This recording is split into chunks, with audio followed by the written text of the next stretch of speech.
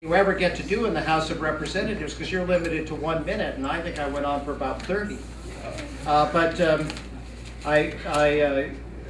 certainly observe that this is it's a great honor to have you here.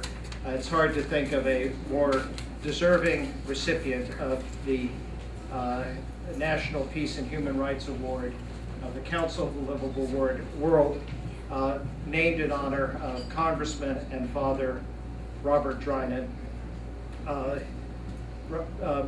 Congressman Drinan was elected on the basis of his opposition to the Vietnam War, and through the entire 10 years that he served in Congress, he was a force for peace and for human rights. I recounted that I'd met him when he ran, and then at the end of his time when he was deeply concerned about Cambodia, as I was as a junior staff of the Senate Foreign Relations Committee.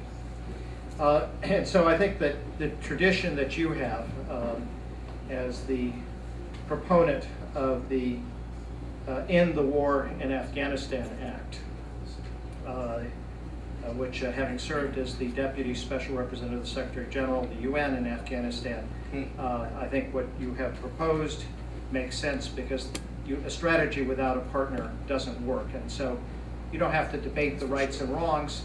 The first test of anything in foreign policy, and I think this is embodied in your act, is will it work? If it doesn't work, then you don't need to go to the next stage of is it legal, is it moral? Because the strategy doesn't work. But we have such a tendency in this country to want to do something for a problem, and of course we tend to do what we know how to do rather than what works. But you haven't been in that mode.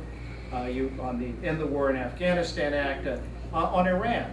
And I have to say, having just come back from Iran, I'm very pleased that on the Defense Authorization Act, you didn't follow the image of Iran as the villain, but as a country, actually the most liberal country in the Middle East, aside from Israel, where men and women socialize.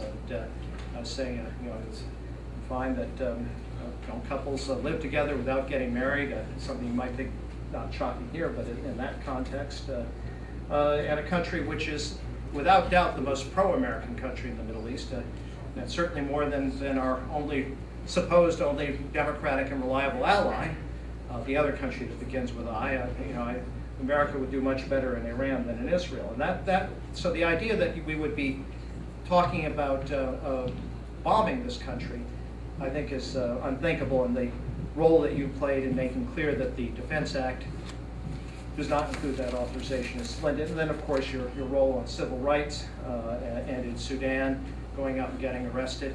I've really spoken at great length, but it's such a pleasure to be here with you and to present you with the Drinan Award. Thank you. There we have it. Yeah.